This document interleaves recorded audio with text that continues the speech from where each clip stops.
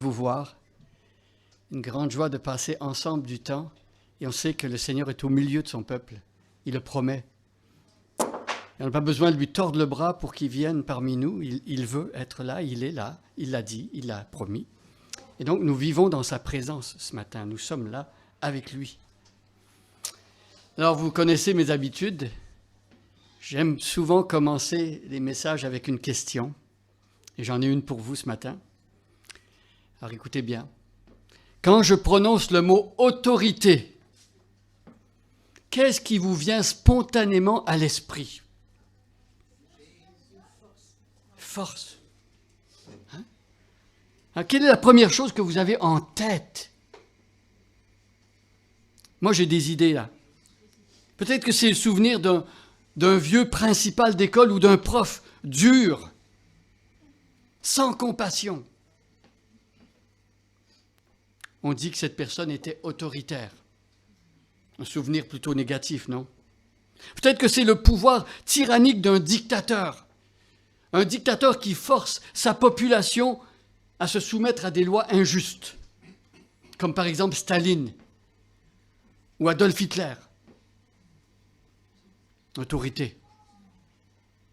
Le mot autorité, vous le voyez, suscite toutes sortes de pensées en nous, n'est-ce pas? Alors ce matin, dans le passage qu'on va voir, il va être question d'autorité. Et plus particulièrement de l'autorité de Jésus-Christ. À quoi est-ce qu'elle ressemble, cette autorité? D'où lui vient cette autorité? Et quel effet elle a, cette autorité, dans la vie des gens qu'il rencontre? Mais avant d'aller plus loin, j'aimerais qu'on prie. On ne peut pas parler d'un sujet aussi sérieux sans demander l'aide du Seigneur, n'est-ce pas? On va lui demander de nous aider.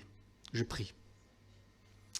Seigneur, s'il te plaît, par ta grâce, manifeste ton autorité dans mes paroles, parmi ton peuple. Touche-nous. Nous avons désespérément besoin de toi, Seigneur. Sans toi, nous ne pouvons rien faire. Alors Seigneur, agis, s'il te plaît, dans ta grâce, ce matin, pour ta gloire. Amen. Alors depuis dimanche dernier, on a commencé une nouvelle série d'études dans le 3e évangile, c'est l'évangile selon Marc. Une série qu'on a intitulée « Qui donc est Jésus ?» Qui donc est Jésus? On a parcouru, vous vous en souvenez, les 15 premiers versets de Marc chapitre 1. Où il a été question de l'identité de Jésus. Qui est Jésus? Et Évrard a commencé de nous parler également de son autorité. Alors aujourd'hui, on va voir comment Jésus a manifesté concrètement cette autorité pour établir son royaume. Voyez? Alors voici le plan que je vous propose de suivre. Un plan tout simple, comme les 5 doigts de la main. 5 points. Jésus manifeste son autorité premièrement en appelant ses disciples. Deuxièmement, il manifeste son autorité par son enseignement. Troisièmement, manifeste son autorité sur les esprits impurs. Quatrièmement, sur la maladie. Et cinquièmement, en accomplissant sa mission. 5 points faciles. On va lire d'abord les versets 16 à 20 du chapitre 1. Je ne vais pas lire le texte en entier, ce serait trop long. On va lire par petits bouts comme ça. Donc, lecture de Marc 1, 16 à 20. Je vous invite à vous lever pendant la lecture, par respect pour la sainte parole de Dieu. Marc 1, 16 à 20. Un jour, comme il longeait le lac de Galilée, il vit Simon et André, son frère. Ils lançaient un filet dans le lac car ils étaient pêcheurs. Jésus leur dit « Suivez-moi, et je ferai de vous des pêcheurs d'hommes. » Ils abandonnèrent aussitôt leur filet et le suivirent. Poursuivant son chemin, il vit un peu plus loin Jacques, fils de Zébédée, et Jean, son frère. Eux aussi étaient dans leur bateau et réparaient les filets. Verset 20, aussitôt il les appela. Ils laissèrent Zébédée leur père dans le bateau avec ses ouvriers et suivirent Jésus. On va s'arrêter ici pour la lecture, vous pouvez prendre place. L'autorité de Jésus. Jésus manifeste d'abord son autorité dans notre passage en appelant 4 disciples, ses 4 premiers disciples, Simon, André, Jacques et Jean. Et on a vu dès le verset 15, le dernier verset du passage de la semaine dernière que Évrard nous a apporté, on a vu que Jésus proclame l'arrivée du royaume de Dieu. Les temps sont accomplis, le royaume des cieux est proche, repentez-vous et croyez à l'évangile. C'est ce qu'on avait vu à la fin du passage la semaine dernière. Alors cette proclamation, on va le voir ce matin, cette proclamation révèle son autorité. Et l'autorité de Jésus, ça produit des effets concrets dans la vie des gens. C'est concret, c'est du palpable. On voit ici les premiers effets de cette proclamation. On le voit chez 4 hommes, 4 professionnels de la pêche, des marins-pêcheurs, qui sont en train de travailler, de vaquer à leur occupation coutumière, la vie de tous les jours. Et là, un jour, Jésus croise leur chemin. On pourrait penser que la rencontre de Jésus avec ces hommes est banale, est anodine, parce que quand on y pense, nous-mêmes, on croise toutes sortes de personnes à tous les jours. Vous avez déjà pensé au nombre de personnes que vous croisez à tous les jours? Plein de personnes on croise à tous les jours. Et évidemment, ces rencontres ne changent pas forcément nos vies. Il y a des personnes qu'on va croiser, on ne s'en souvient même plus la minute d'après. Voyez? Mais ici, la rencontre avec Jésus va tout changer pour eux. Un impact extraordinaire. Alors, qu'est-ce qui va se passer? Les 4... Ouais, ça commence à... Bon. Les 4 vont voir leur vie complètement chamboulée. Leur vie est chamboulée. Comment est-ce que la vie va être chamboulée? C'est lorsque Jésus va leur lancer une invitation. Jésus va lancer une invitation. Jésus va les appeler à le suivre lui. Assez surprenant, n'est-ce pas? Qui d'autre que Jésus pourrait commander avec ce genre d'autorité? Essayons de comprendre ce qui se passe ici. Imaginez que vous êtes, vous, à l'usine. Quelqu'un s'approche, il entre dans votre bureau et vous dit « Toi, suis-moi ». Vous êtes en plein travail. Qu'est-ce que vous faites? Pas évident, hein?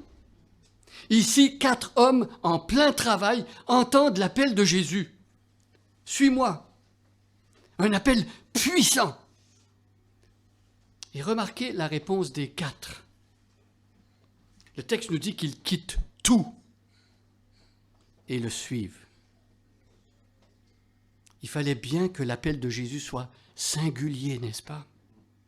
Il fallait bien que cet appel soit différent de tout autre appel pour produire un effet semblable, n'est-ce pas? Jésus manifeste son autorité en créant une conviction intérieure profonde dans le cœur des hommes. Chacun de ces 4 marins pêcheurs que Jésus vient d'appeler arrive à la même conclusion. Une conclusion intime, incontournable, inévitable. Il faut absolument suivre cet homme. Voyez ? Ce Jésus qui nous appelle est plus précieux que notre travail. Il est plus important que notre famille. Il est plus important que notre sécurité matérielle, de tout ce qu'on peut imaginer sur la terre. Waouh! Waouh! C'est ce qu'on découvre ici. L'appel de Jésus est efficace. Son appel s'impose à nous. Les disciples ne veulent pas y résister et ils ne le peuvent même pas. Waouh! Voyez? Simon, André, Jacques et Jean reconnaissent donc Jésus comme le maître de leur vie. Et à partir d'eux, il y a une communauté qui commence à se former. Ces 4 hommes deviennent les premiers fruits, les prémices d'une nouvelle famille, d'un nouveau peuple de Dieu, d'un nouveau royaume. Voyez ? Mais remarquez ici dans quel cadre se fait cet appel. J'aimerais vous faire remarquer que les 4 ne sont pas en train d'assister à un grand meeting religieux au temple de Jérusalem. Ils ne sont même pas à la synagogue. Pas du tout.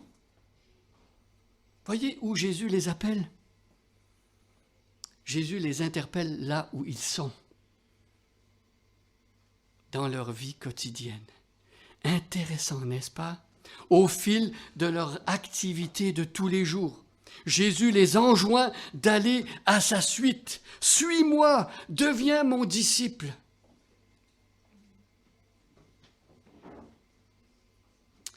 Alors, il faut dire ceci.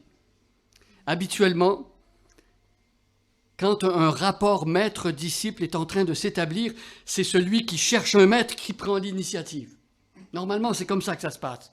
C'est le disciple qui choisit son maître. Par exemple, Gamaliel va choisir Saul de Tarse. Et voyez ce qui se passe ici. C'est tout le contraire. C'est tout le contraire. C'est Jésus qui choisit. Jean chapitre 15, verset 16. « Ce n'est pas vous qui m'avez choisi, c'est moi qui vous ai choisi et je vous ai établi afin que vous alliez, que vous portez du fruit et que votre fruit demeure. » C'est Jésus qui choisit. Et eux, ils le suivent immédiatement, sans attendre.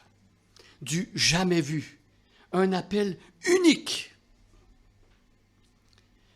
Mais il ne faudrait pas oublier pourquoi Jésus appelle des disciples. Pourquoi est-ce qu'il appelle des disciples? L'appel de Jésus a un but précis. Son appel, en fait, s'inscrit dans un projet grandiose. L'établissement du royaume de Dieu. Le royaume de Dieu. Jésus les appelle pour édifier son règne. Et en les appelant, on le voit très bien ici dans notre texte, il va changer leur vocation. De pêcheurs de poissons qu'ils étaient, Jésus va les faire devenir des pêcheurs d'hommes. Voyez cela. Ils ne vont plus consacrer leur vie à attraper des sardines. Ils vont rassembler des hommes, des femmes, des enfants autour de Jésus pour qu'ils forment ensemble un nouveau peuple. C'est ce que nous sommes. J'aimerais dire ceci pour nous. Nous aussi, Jésus nous appelle à le suivre au fil de notre vie de tous les jours. Nous aussi. Jésus fait irruption dans notre vie de tous les jours. Est-ce que vous croyez cela? Et son appel va chambouler notre quotidien. Et Jésus veut aussi que nous, on participe à ce projet grandiose qui est d'édifier le royaume de Dieu avec lui. Quel projet! Alors bien sûr, on n'est pas tous appelés à quitter notre emploi, notre job pour devenir son disciple, quoique. Mais il y a certainement des choses que nous allons laisser derrière nous. Certainement. Et pourquoi? Parce que Jésus va nous convaincre au plus profond de nos cœurs que lui, il a plus de valeur que tout ce qui pourrait nous empêcher de le connaître. Jésus va faire cela en nous. Donc, quitter. Alors, pour certains, ça pourrait être une certaine idée de notre carrière future, peut-être une certaine idée d'une sécurité matérielle, peut-être que quitter pour un temps la famille, peut-être quitter un certain statut social. Pour d'autres, ça va peut-être être quitter la ville où tu es actuellement, ou peut-être certains amis, ou peut-être un confort dans lequel tu te trouves bien. Voyez? Alors, arrivé à ce stade-ci du message, posons-nous 3 questions. 3 questions. Avons-nous déjà entendu l'appel de Jésus? Est-ce que toi, tu as déjà entendu son appel? Deuxième question. Avons-nous répondu à l'appel de Jésus? Si Jésus appelle, il attend une réponse. Avons-nous répondu? Et si on n'a pas encore répondu, Question pénétrante. Qu'est-ce qui nous empêche ce matin de répondre? Qu'est-ce qui nous empêche? Alors je résume notre premier point. C'est par l'autorité de Jésus qu'une personne devient un disciple. Et être son disciple, c'est quoi? C'est d'abord reconnaître Jésus comme le roi de sa vie.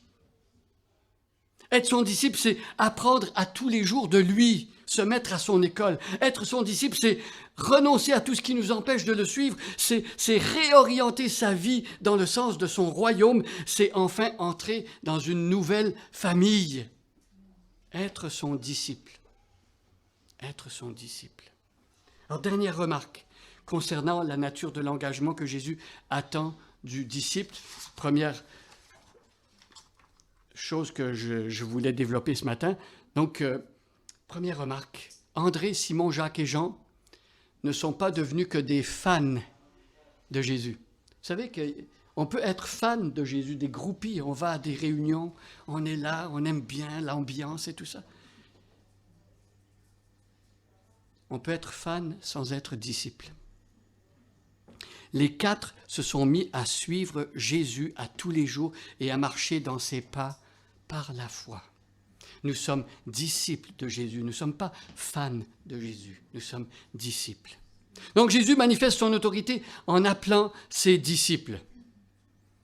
Alors dans le deuxième paragraphe de notre texte, on voit l'autorité de Jésus se manifester encore d'une autre manière et on va lire maintenant les versets 21 et 22. Marc 1. Ils se rendirent à Capernaum. Le jour du sabbat, Jésus entra dans la synagogue et se mit à enseigner. Ses auditeurs étaient profondément impressionnés par son enseignement, car il parlait avec une autorité que n'avaient pas les spécialistes de la loi.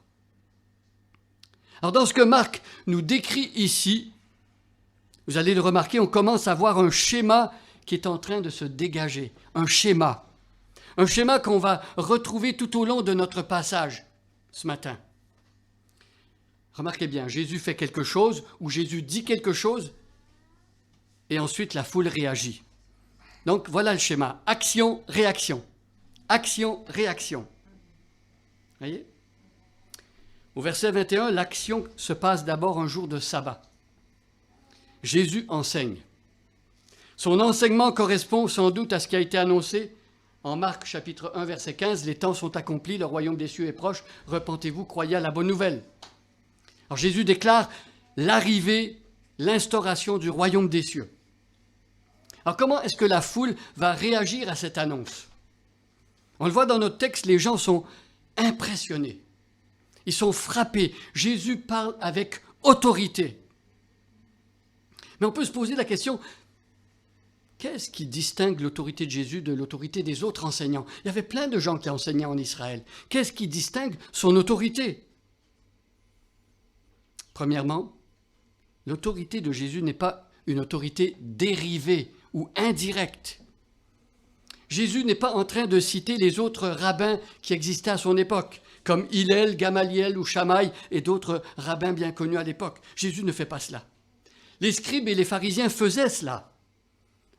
Typiquement, si on veut essayer de comprendre, on se ramène à notre époque, ce serait un petit peu comme si ce matin, moi, je venais avec un livre de Jean Calvin, ou de John Piper, ou de John MacArthur, ou d'un autre auteur chrétien bien connu à notre époque. Et au lieu de vous enseigner la Bible, je dirais, ouvrez le livre de Jean Calvin à la page 32, on va regarder le livre de Jean Calvin. Voyez? Au lieu de prendre la Bible. Jésus ne fait pas ça. Comme on le voit dans le Sermon sur la montagne, Matthieu 5 à 7, Jésus, il interprète lui-même la Bible. Et c'est lui qui donne le vrai sens de la Bible. Exemple, au sujet de l'adultère, Matthieu 5, 27. Il a été dit aux anciens, tu ne commettras point d'adultère, mais moi je vous dis que celui qui convoite une femme dans son cœur a déjà commis l'adultère avec elle. Voyez ce qui se passe ici. Jésus parle de sa propre autorité. Moi je vous dis. Voyez ? Les scribes et les pharisiens, c'était « Ah, lui, il a dit ça » ou « L'autre auteur, il a dit ça ». Mais Jésus dit « Moi, je vous dis ». Deuxièmement, l'enseignement de Jésus se distingue aussi parce que Ce qu'il dit est accompagné d'une puissance particulière. Mes amis, la parole de Jésus est créatrice. Comme on va le voir plus clairement dans la suite du message, la parole de Jésus est créatrice. Quand Jésus parle, c'est comme Genèse chapitre 1. Que la lumière soit, et la lumière fut. Genèse 1, 3. Psaume 33, verset 9, il dit et la chose arrive. Il ordonne et elle existe. La parole de Jésus. Son enseignement est une manifestation de la puissance de Dieu. Question pour nous. Quelle autorité la parole de Jésus a-t-elle dans ma vie? Quelle autorité? Il dit et la chose arrive. Alors jusqu'ici, nous avons vu de Jésus son autorité pour appeler des hommes à lui, ses disciples. On a vu de Jésus son autorité pour enseigner avec puissance. Et Marc nous dévoile ensuite une autre facette de son autorité, c'est des versets 23 à 28. On voit que Jésus va chasser un démon. Je vais lire le 3e paragraphe maintenant. Verset 23. Or, il se trouvait juste à ce moment-là dans leur synagogue un homme qui était sous l'emprise d'un esprit mauvais. Il se mit à crier « Que nous veux-tu, Jésus de Nazareth? Es-tu venu pour nous détruire? Je sais qui tu es le Saint envoyé par Dieu. » Mais d'un ton sévère, Jésus lui ordonna « Tais-toi, sors de cet homme !» Alors l'esprit mauvais secoua l'homme de convulsions et sortit de lui en poussant un grand cri. Tous furent saisis de stupeur. Ils se demandaient entre eux « Que se passe-t-il » Voilà un enseignement nouveau, donné avec autorité. Il commande même aux esprits mauvais et ils lui obéissent. Aussitôt, sa réputation se répandit dans toute la Galilée. Alors, on s'arrête un instant. On essaie de digérer ces paroles-là. Certains pourraient être surpris qu'on parle de démons ici en France en 2023. Hein? Vous débarquez dans une église et puis là, vous entendez des gens parler du démon. Wow. Croire en l'existence des démons, on pourrait se dire, ça ne fait pas un peu Moyen-Âge tout ça? Il y en a qui pensent comme ça, non? Essayons de mieux comprendre. Qu'est-ce qu'un démon? Alors, on va pas s'étaler, on va pas prendre beaucoup de temps pour expliquer cela, mais ce qu'il faut savoir tout d'abord ce matin, c'est que le diable, vous vous en doutez bien, c'est pas un personnage rouge flamme facilement reconnaissable avec ses longues cornes, sa grande queue fourchue, c'est pas ça. C'est pas ça. On voit parfois dans les films ou dans le dessin animé la conscience avec l'ange et le petit démon. C'est pas ça. C'est pas ça. Satan et les démons sont des entités spirituelles réelles, invisibles, qui peuvent parfois se rendre visibles. Ce sont des esprits impurs, séducteurs. Et comme leur maître, Satan, les démons sont menteurs, cherchent à entraîner les hommes loin de Dieu. Ce sont des esprits qui combattent l'autorité de Jésus.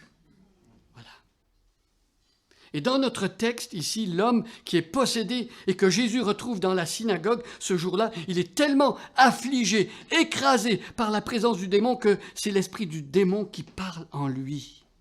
Il a complètement perdu le contrôle de sa vie. Essayez de vous mettre à sa place. Terrible. Remarquez comment le démon décrit Jésus. Il l'appelle le Saint. Il faut savoir que dans l'Ancien Testament, c'est Dieu et Dieu seul qui appelait le Saint. Le démon sait donc à qui il a affaire. Il connaît la vraie identité de Jésus. Au verset 25, Jésus prend autorité sur cet esprit. L'esprit se met à vociférer, à crier. Pourtant, il dit la vérité au sujet de Jésus, mais Jésus va le faire taire. Ce que le démon dit est vrai, mais Jésus va le faire taire. Pourquoi ? Puisqu'il dit la vérité, faudrait-il pas le laisser parler? Non. Jésus commande aux démons de respecter ce qu'on appelle le secret messianique. Dans l'évangile de Marc, c'est un thème qui revient partout, le secret messianique. Jésus ne veut pas que le diable lui fasse de publicité. Non. C'est Jésus et Jésus seul qui choisit quand sa vraie identité doit être divulguée, et à sa manière à lui. Et en plus, il faut que les gens prennent le temps de comprendre ce que ça veut dire vraiment certains thèmes que Jésus aborde, comme quand il dit qu'il est le Messie ou le Fils de Dieu. La plupart des gens ne comprenaient pas ces choses-là. Jésus veut prendre le temps de faire comprendre ces choses-là avant qu'on divulgue publiquement ces thèmes-là sans comprendre. Alors remarquez la réaction de la foule à ce moment-là. Action-réaction. C'est une réaction forte. Au verset 22, quand Jésus a enseigné la foule était impressionnée. C'est déjà beaucoup. Mais ici, elle est carrément saisie d'effroi. Quand Jésus parle, l'autorité de Dieu se manifeste. Et on voit ici que Jésus, il est plus fort que les esprits invisibles mauvais. Et là, en manifestant son autorité de la sorte, Jésus révèle à nouveau qui il est. N'est-ce pas? Alors, on va remarquer, si vous étudiez l'évangile de Marc jusqu'au chapitre 8, tout au long de l'évangile de Marc jusqu'au chapitre 8, c'est comme si Jésus ajoutait une nouvelle pièce au puzzle. Il donne un petit peu de son identité, une pièce du puzzle. On arrive au chapitre 8 et là, on commence à voir une image claire se dégager. Et là, on voit une identité hors norme qui se présente à nous. Jésus, il est plus grand que les scribes. Jésus, il est plus grand que les sacrificateurs. Jésus, il est plus grand que les autorités religieuses de son temps. Il est plus grand que les meilleurs rabbins. Il est plus grand que les esprits impurs. Voyez?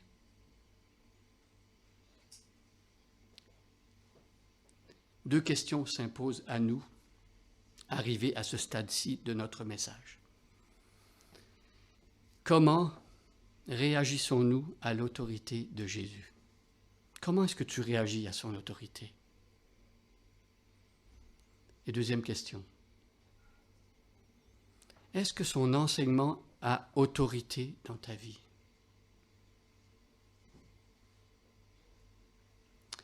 Jésus, jusqu'ici, révèle donc qui il est. Il manifeste son autorité, premièrement, en appelant ses disciples.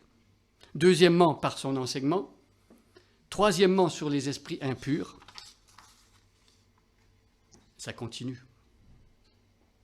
Dans la quatrième scène que Marc nous décrit dans le texte ici, on découvre à nouveau Jésus à l'œuvre, inlassable. Encore une fois, Jésus va manifester son autorité, mais cette fois-ci d'une manière beaucoup moins spectaculaire et devant un public beaucoup plus restreint. Vous savez, pour que l'autorité de Jésus se manifeste, ce n'est pas nécessaire qu'il y ait des grands trucs spectaculaires avec des feux d'artifice. Non.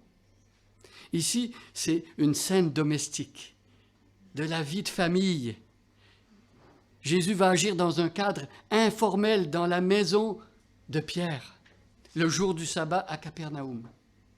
On va lire des versets 29 à 34, si vous voulez bien. Sortant de la synagogue, Jésus se rendit avec Jacques et Jean à la maison de Simon et d'André. La belle-mère de Simon était couchée avec une forte fièvre. Aussitôt, ils lui parlèrent d'elle. Il s'approcha, lui prit la main, la fit lever. La fièvre la quitta et elle se mit à les servir. Le soir, après le coucher du soleil, on lui amena tous les malades et tous ceux qui étaient sous l'emprise de démons. La ville entière se pressait devant la porte de la maison. Il guérit beaucoup de personnes atteintes de diverses maladies. Il chassa aussi beaucoup de démons et leur défendit de parler, car ceux-ci savaient qui il était. Alors, qu'est-ce qui se passe ici? La belle-mère de Simon avait une fièvre. Elle était souffrante. Petite parenthèse, en passant, Pierre était marié. Il faut le dire, dans certaines traditions religieuses, on pense que les serviteurs de Dieu n'avaient pas de femme. Pierre est marié. Il a une femme. Il a une belle-mère. Gloire à Dieu pour les belles-mères. Alors, il faut dire que le genre de fièvre dont on parle ici, c'était quelque chose de beaucoup plus grave qu'une petite fièvre qu'on peut avoir aujourd'hui. On appelait fièvre parfois toutes sortes de maladies et qui étaient graves, qui pouvaient causer la mort. Alors, la belle-mère a une fièvre.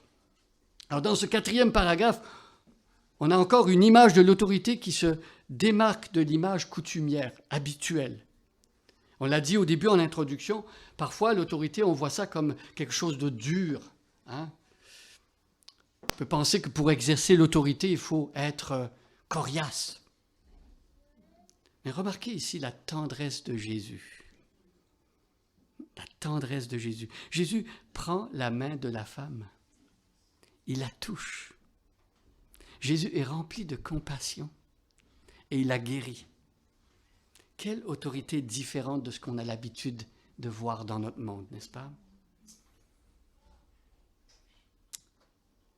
Ne voudriez-vous pas ce matin que Jésus vous prenne par la main? Est-ce que vous ne voudriez pas qu'il vous touche de son autorité, vous aussi, comme la belle-mère de Pierre? Qui voudrait ça? Demandez-lui. Demandez-lui. La belle-mère de Pierre est donc guérie. Et immédiatement, cette femme sert. Immédiatement. Sans coup férir. Impressionnant, n'est-ce pas? Alors, certains commentateurs bibliques ont vu dans le verset 31 une attitude presque condescendante de Jésus envers les femmes. Voyez? Un peu comme pour dire « Ah, une femme, ça n'a d'utilité que pour le service. » Je vous rassure. La Bible n'est pas un livre misogyne. Jésus n'est pas misogyne. Pas du tout. Pas du tout. Alors pourquoi est-ce que Marc nous informe qu'elle se met à servir immédiatement? C'est pour dénigrer les femmes? Non. Pas pour dire que les femmes n'ont d'utilité que pour faire les repas dans la cuisine. Non, c'est pas ça. Quand Marc souligne ce détail, elle se leva pour les servir, il veut qu'on comprenne combien sa guérison a été instantanée. Instantanée. Aussitôt que Jésus la touche, elle est complètement rétablie. Alors parfois, on a des récits modernes de guérison où la personne, on lui a dit qu'elle était guérie, mais elle repart chez elle et a encore du mal à marcher ou du mal à voir. Voyez? Et pourtant, tu lui dis, t'es guérie, t'es guérie. Mais la personne, elle n'est pas guérie en fait. Voyez ce qui se passe ici, c'est pas comme ça du tout. La guérison est aussi totale qu'instantanée. Mais Marc souligne qu'elle sert tout de suite également pour une autre raison. C'est pour illustrer le comportement exemplaire du disciple, voyez? C'est comme si Marc la prenait comme modèle, il la cite en exemple. Pourquoi? Parce qu'un vrai disciple, c'est quelqu'un qui sert, mes amis. À l'image du Maître, de Jésus, qui n'est pas venu pour être servi, mais pour servir et pour donner sa vie en rançon pour plusieurs. Marc 10, verset 45. Et Jésus a même dit dans l'évangile de Marc, au chapitre 9, verset 35, Jésus a dit, si quelqu'un veut être grand dans le royaume de Dieu, qu'il se rende le serviteur de tous. Voyez? Jésus veut montrer qu'elle guérit cette belle-mère. Elle est un modèle de ce que Jésus va demander à ses disciples. Elle est devenue une disciple. Donc Jésus manifeste son autorité en appelant ses disciples, premièrement. Ensuite en enseignant, ensuite en chassant un démon, ensuite en guérissant. Et notre texte va encore plus loin. Plus loin. Au verset 32. Dès le coucher du soleil, le sabbat se termine. On est donc le jour suivant, parce qu'il faut dire que pour les Juifs, une nouvelle journée, ça peut paraître bizarre, mais ça commence au coucher du soleil. Quand le soleil se couche, c'est la nouvelle journée pour les Juifs. C'est comme ça que ça fonctionne. Mais voyez, l'activité de Jésus ne s'arrête pas au coucher du soleil. Il va encore guérir et exorciser des gens. Alors, j'aimerais souligner un détail important ici. Je pense que c'est important de le dire. Peut-être que de notre point de vue, nous, on pense qu'à l'époque de la Bible, les auteurs bibliques, les anciens, ils ne faisaient pas le distinguo entre, par exemple, une maladie et une possession. Hein? On a cette idée-là, que ces gens-là, ils sont primitifs, ils ne font pas de différence. Hein? Beaucoup s'imaginent qu'à chaque fois que quelqu'un était malade, les anciens devaient penser que c'était un diable qui rendait la personne malade. Et j'aimerais dire que certains chrétiens, parfois, aujourd'hui, croient cela. Quand quelqu'un est malade, au lieu d'aller chez le médecin, on va prier pour chasser un démon. J'aimerais dire ceci, remarquez dans le texte.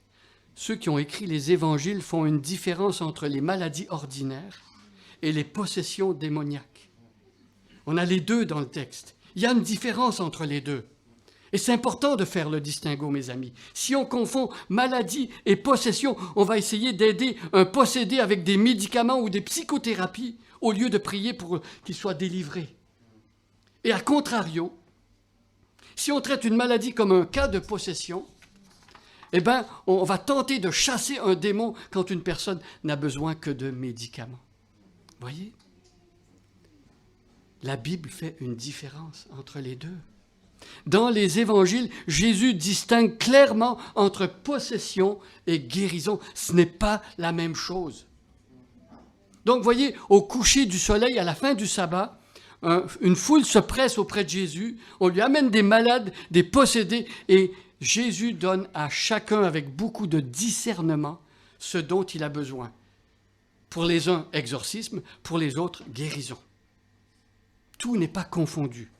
Et remarquez bien, aucune maladie ne résiste à Jésus. Aucun esprit ne peut le vaincre. Alors depuis le verset 16, on a beaucoup appris, je pense, sur l'autorité de Jésus, n'est-ce pas? On a appris sur son identité, sur la nature de son royaume. On a vu que Jésus est plein de compassion, il est le Fils de Dieu, il est le Saint, son autorité n'a pas de limite.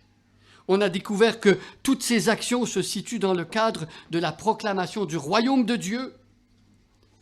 Et on conclut donc que le royaume de Dieu, c'est quoi? C'est un rétablissement complet de ce qui a été déréglé par le péché.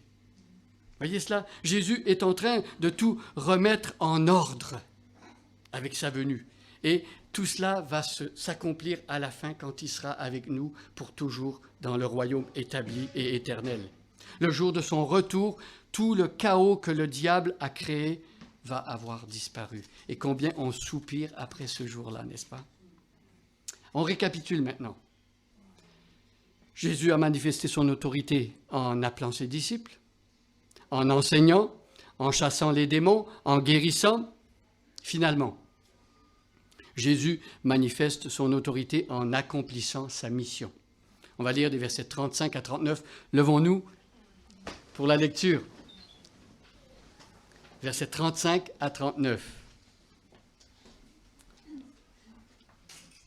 Le lendemain, bien avant l'aube, en pleine nuit, il se leva et sortit. Il alla dans un lieu désert pour y prier. Simon et ses compagnons partirent à sa recherche. Et quand ils l'eurent trouvé, ils lui dirent « Tout le monde te cherche. » « Allons ailleurs, leur répondit-il, dans les villages voisins. Il faut que j'y annonce aussi mon message, car c'est pour cela que je suis venu. » Et il partit à travers toute la Galilée. Il prêchait dans les synagogues et chassait les démons. Prenez place.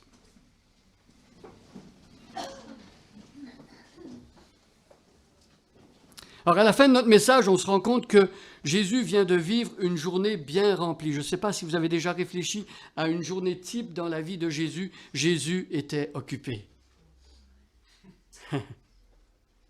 Une journée bien remplie. La nuit a été courte. Et pourtant, bien avant l'aube, le jour suivant, Jésus sort de Capernaum pour aller prier. Alors, remettons-nous dans le contexte. Il vient d'attirer des foules nombreuses.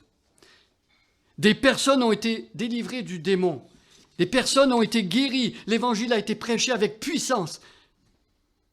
Mais remarquez l'attitude de Jésus. Son succès ne lui a pas fait oublier sa mission. Jésus garde le cap. On pourrait dire que pour les disciples, les choses ne sont pas encore aussi claires. Vous allez le voir. On voit au verset 37 que Pierre cherche Jésus avec André, Jacques et Jean. Pourquoi? Parce qu'ils veulent satisfaire la foule. Alors, les disciples commencent peut-être un peu à être grisés par le succès. Voyez? Le succès, ça peut monter à la tête des fois. Si Jésus est aussi populaire, peut-être que sa gloire va rejaillir sur nous. Ils veulent que Jésus continue son œuvre à Capernaum. Ils se disent peut-être on va devenir célèbres, les amis. La gloire. Ils ne comprennent pas encore pourquoi Jésus s'isole quand tant le monde le réclame. Ils ne peuvent pas se rentrer ça dans la tête. Écoute Jésus, tout le monde veut te voir, et c'est ton heure de gloire, et toi tu t'en vas et tu t'isoles. Les disciples sont en train d'adopter en fait la même attitude que la foule, l'attitude du monde. On veut garder Jésus pour nous-mêmes. On veut que Jésus réponde à tous nos besoins, à nous. Regardez le texte ici. Le texte nous dit que Jésus n'est pas venu pour ça. Jésus n'est pas venu pour qu'on le garde pour soi-même ou pour qu'il réponde à tous mes besoins. Ce n'est pas pour cela que Jésus est venu. Jésus les exhorte à aller ailleurs. Jésus est appelé à une mission d'itinérance. Prédicateur itinérant. Alors, sa priorité, comme la priorité des apôtres, c'est quoi ici dans notre texte? On le voit bien, c'est de prêcher l'Évangile. Prêcher l'Évangile. Au top de la liste. Alors, qu'est-ce qu'on peut retenir de cette dernière partie de notre texte ce matin? Premièrement, que la mission de Jésus découlait de sa relation avec Dieu dans la prière. Vous voulez être en mission pour Dieu? La prière. Pour rester connecté à la volonté de Dieu, il fallait que Jésus se retire pour passer du temps avec lui, un petit peu comme pour recharger les batteries. Ça nous fait réfléchir, n'est-ce pas? Si le Fils de Dieu devait se retirer pour passer du temps avec Dieu, à combien plus forte raison nous, passer du temps avec Jésus pour garder le cap, pour résister à la tentation de se détourner de sa mission, prêcher l'Évangile, donc la prière. Ce que Jésus voulait voir avant tout et par-dessus tout chez ses contemporains, c'est la repentance, c'est la foi dans la bonne nouvelle. Voilà l'objectif de Jésus. Et nous, on est appelés à adopter les mêmes priorités que Jésus, n'est-ce pas? Nous sommes ses disciples. Alors tournons-nous ce matin vers le ciel avant de nous tourner vers les hommes. Assurez-vous que vous avez parlé à Dieu avant de parler aux hommes. Et quand il va falloir choisir entre répondre aux attentes des hommes et répondre aux attentes de Dieu, faisons passer toujours les attentes de Dieu en premier. Cherchez d'abord le royaume de Dieu et sa justice, on l'a chanté. Et tout le reste viendra après. On va prier. Seigneur notre Dieu, quelle autorité! Nous sommes émerveillés. Seigneur, s'il te plaît, aie une pleine autorité ici, dans cette salle, dans nos cœurs, dans ma vie. Et aide-nous à ne jamais oublier quelle est ta priorité, Seigneur. La bonne nouvelle. Que ton évangile, que ta personne, que ta mort, ta résurrection soit le centre de mes pensées, de mon cœur et de ma vie. Au nom de Jésus. Amen.